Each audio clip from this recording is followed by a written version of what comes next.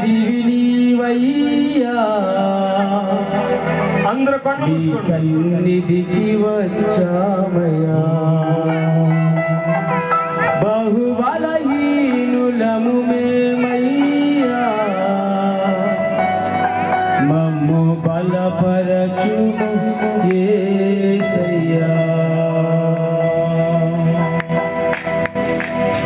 ఈ రాత్రి విన్న మాటలో నలుగురు ప్రార్థన చేయుటలో, నలుగురు ప్రజలను తీసుకురావటంలో మరొక నలుగురు మనకు ఉండవలసినటువంటి లక్షణాలు, ఎన్నో ఆత్మీయమైనటువంటి లక్షణాలు. యేసయ్యా మనల్ని ఆ విధంగా బలపరచువా.